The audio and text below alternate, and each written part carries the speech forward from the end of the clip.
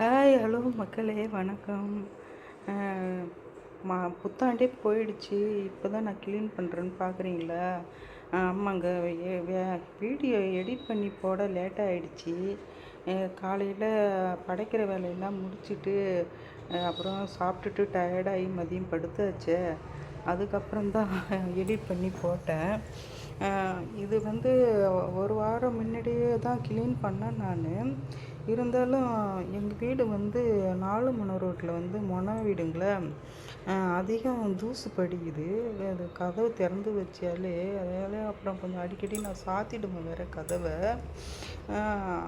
சும்மா லேசாக தூசு இருக்குது. இருந்தாலும் நம்ம புத்தாண்டு வருது, கொஞ்சம் க்ளீன் பண்ணலான்னு சொல்லிட்டு சும்மா லைட்டாக டச்சப் பண்ணேன். இங்கே ஃபஸ்ட்டுலாம் நான் வந்து வேலைக்காரி தான் வச்சுன்னு வேலை செய்துன்னு இருந்தேன். அவங்க அதெல்லாம் எக்ஸ்ட்ரா காசு கொடுக்குறேன், நீங்கள் இதெல்லாம் ஒட்டடெல்லாம் கொஞ்சம் தொடைங்கன்ட்டு சொன்னோம்னா அதெல்லாம் செய்ய மாட்டுறாங்க சரியா. இந்த மாப்பு போடுறதுக்கு கூட நம்மளை பார்த்தா ஒழுங்காக போடுறாங்க, சொன்னால் நம்ம கவனிக்கலைன்னா அவங்க மட்டும் அவங்க இஷ்டத்துக்கு செய்துட்டு போயிடுறாங்க. நம்ம அவங்களுக்கு சம்பளம் கொடுத்தும் நமக்கு திருப்திப்பட மாட்டேன்னுது. அப்புறம் பார்த்துட்டு நானே நிறுத்திட்டேன்.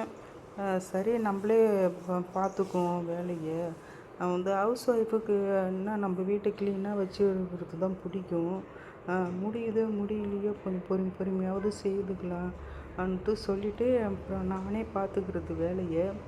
இந்த உடம்புக்கும் நமக்கு ஒரு வந்து உடற்பயிற்சி கொடுத்த மாதிரி இருக்கும். அது நமக்கும் வந்து ஆரோக்கியமாக இருக்கும். சும்மானாலும் உக்காந்துக்கின்னு மொபைல் பார்த்துக்கின்னு டிவி பார்க்குறதோட நம்ம வீட்டு வேலையை வந்து நம்ம இஷ்டத்துக்கு நம்ம க்ளீன் பண்ணிக்கலாம், திருப்தியாக வச்சுக்கலான்னு சொல்லிட்டு அது மாதிரியே நான் செய்துக்கிறது.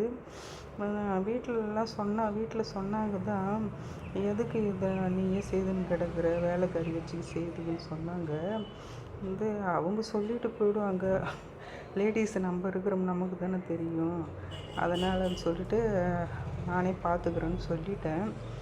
ஒரு வழியாக ஒட்டடெல்லாம் எல்லா ரூம்லேயும் க்ளீன் பண்ணியாச்சு. அப்புறம் தூசு விழுந்ததெல்லாம் அப்புறம் சோஃபாவெல்லாம் தட்டிக்கின்னு இருந்தேன். அது எல்லா தூசையும் தட்டி விட்டுட்டு அதுக்கப்புறம் ஒரு வழியாக மதிய சாப்பாடு செய்ய ஆரம்பித்தேன்.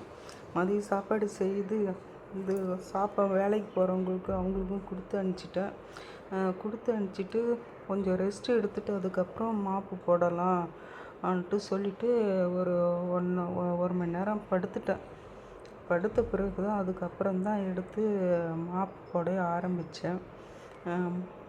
மாப்பு போட்டுட்ட பிறகு சரி ஒவ்வொரு வேலையை பார்க்கலான்னு சொல்லிவிட்டு அப்புறம் வந்து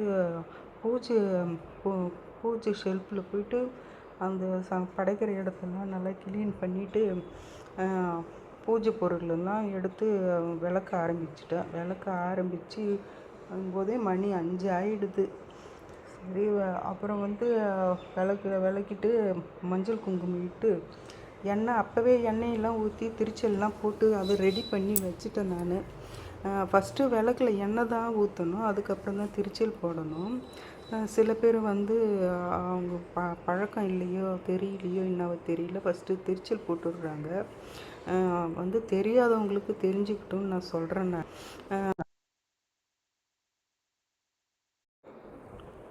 நான் மட்டும் இருந்ததுனால டிவி பார்த்துக்கினே வேலையை பார்த்துன்னு இருந்தேன்.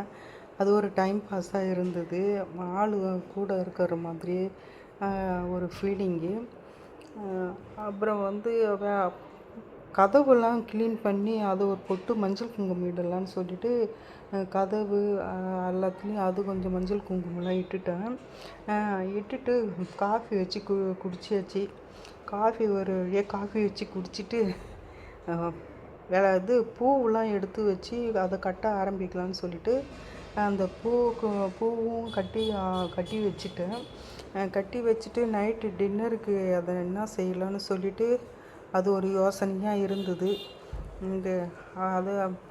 அதையும் செய்துட்டு சாப்பிட்டாச்சு.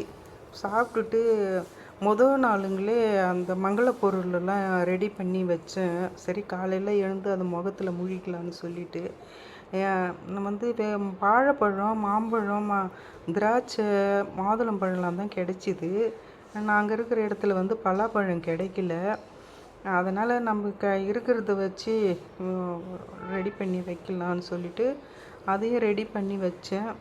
அப்புறம் வந்து சின்ன சின்ன பானை வச்சுருக்குறேங்களா, அந்த பானையெல்லாம் அதையும் கழுவி மஞ்சள் குங்குமம் தடவிட்டு அரிசி, உப்பு, சர்க்கரை, இந்த துவரம்பரு, புளி, அந்த மளிகை பொருள் முக்கியமானதெல்லாம் எடுத்து அதுவும் ஒரு தட்டில் வச்சுட்டு சரி நைட்டு போய் அப்போ அதுவே மணி 11 ஆயிடுச்சு நைட்டு படுக்கிறதுக்கு. சரி காலையில் எழுந்து நம்ம கோலம் போட்டுட்டு நம்ம சாப்பாடு செய்து படைக்க சரியாக இருக்கும்னு சொல்லிட்டு அந்த வேலையெல்லாம் ரெடி பண்ணி வச்சேன். நீங்களாம் எப்படி புத்தாண்டு படைச்சிங்க? என்ன மாதிரி முதல் நாளே நீங்களாம் கொஞ்சம் வேலை பார்த்து முடிச்சிங்களா, இல்லை காலையில் எழுந்து தான் எல்லா வேலையும் பார்த்தீங்களான்னு சொல்லுங்கள் கமெண்டில். வந்து என்ன எதையோ புலம்புறேன்னு நினைக்காதீங்க. எங்கள் வீட்டில் இது மாதிரி ஒரு படைக்கிற நாள் வந்துன்னா முதல் நாள் இதை நான் கொஞ்சம் பாதி வேலையெல்லாம் நான் முடித்து வைப்பேன். பாதி வேலை நம்ம காலையில் எழுந்து பார்த்துக்கலாம். காலையில் வந்து நம்ம வாசல் தண்ணி தெளித்து, நான் எப்பயுமே வாசல் தண்ணி தெளிக்கணும்னா மஞ்சள் போட்டு தான் நான் தண்ணி தெளிப்பேன். அதுமாரி தான் நான் செய்கிற பழக்கம். அப்படியே நான் வெறும் தண்ணி தெளிக்கிறது கிடையாது. இதுக்கு சிமெண்ட்டு தர தான். இருந்தாலும் நம்ம அதுமாரி செய்வேன் நான். காலையில் கோலம் போட்டுட்டு நம்ம குளிச்சுட்டு சாப்பாடு செய்து படைக்க சரியாக இருக்கும்.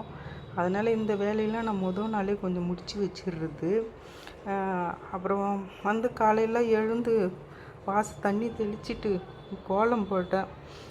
கோலம் போட்டுங்களே, அந்த பவுட்ரு வேறு, கலர் பவுட்ரு வேறு ரொம்ப நைஸாக இருந்ததுங்களே. அது வந்து பரப்பி தூவுறதுக்கு சரி வரல. ஏதோ ஒரு வழியாக அதை போட்டு வச்சேங்களே.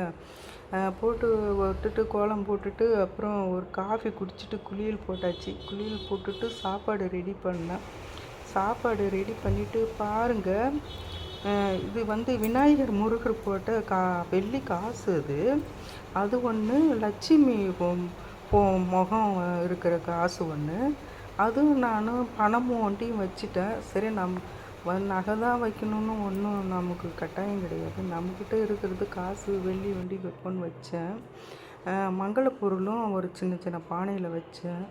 பாருங்கள் கோலத்தை. இது போடுறதுக்கே எனக்கு லேட்டாக ஆயிடுச்சு. அப்புறம் வந்து படைக்கிறதுக்கு